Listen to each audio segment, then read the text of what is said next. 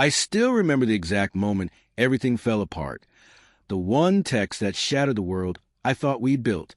My phone buzzed while I was cooking dinner. The faint smell of garlic and onions filling the apartment. I wiped my hands on a dish towel and glanced at the screen. I can't do this anymore. I found someone else. I'm sorry. It was from her, my wife, the woman I had trusted with my whole heart. For a moment, I just stared. The words didn't make sense. My hands went numb, and the knife slipped from my grip, clattering against the countertop. My mind replayed every smile, every gentle touch, every quiet Sunday morning we had shared. How could this be real?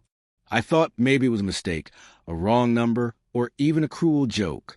It hadn't started with the text, of course. There were signs, small things I had brushed off, thinking I was overreacting. Missed calls at odd hours. Her sudden defensiveness whenever I asked a simple question. Her phone always face down on the table. I convinced myself I was imagining it. I wanted to believe in us. Maybe I was paranoid, maybe I was weak. But deep down, something had been eating at me for weeks. The suspicion became a quiet, gnawing ache. I noticed a lingering fragrance that wasn't hers, a laugh that wasn't mine. I would ask casually where she'd been, and she'd offer excuses that sounded rehearsed, like lines from a play I wasn't in. The truth was hiding in plain sight, and I was too scared to look.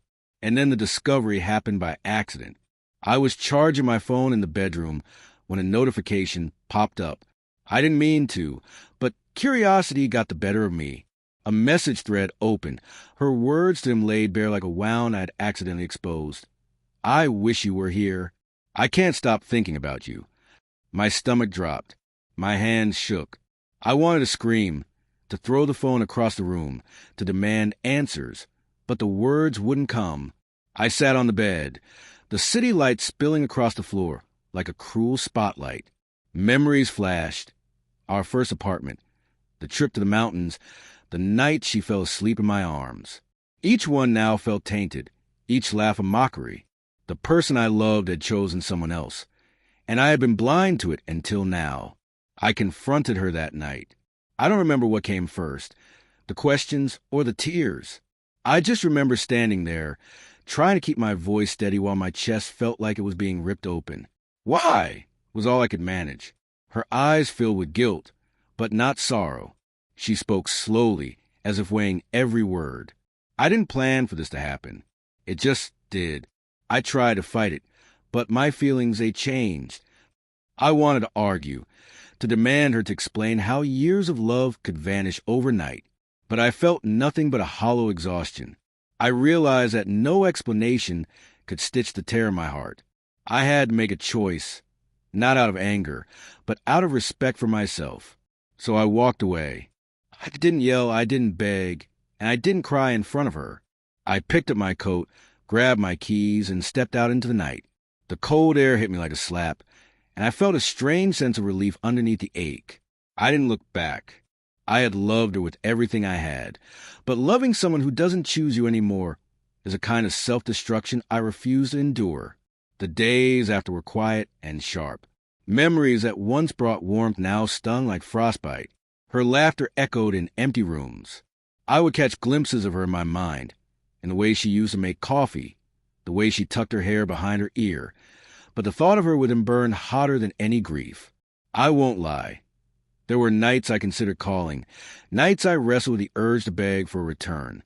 But each time, I reminded myself of the moment I first read that text, of the betrayal laid bare in her messages. Respect for myself grew stronger than the pull of my longing. I had been faithful, open, and trusting, and now I had to honor that part of me by moving forward. Months later, I found something unexpected. I saw her once, walking the park with him. She smiled, and he held her hand the way I once did. And for a brief second, something twisted inside me. But it wasn't pain, it was clarity. I realized that heartbreak had brought me something I never expected. Freedom. Freedom from doubt, from betrayal, from invisible chains of love that no longer belonged to me. I still carry the scars, but I walk taller now. I learned that choosing yourself isn't selfish. It's survival. And sometimes, Walking away without looking back is the only way to see the horizon clearly again. I never expected what happened next. I discovered a strength I didn't know I had, a life waiting beyond the shadow of a betrayal, one that I would build piece by piece, with hands that are steady, a heart that is guarded but open, and a soul that finally understands its worth.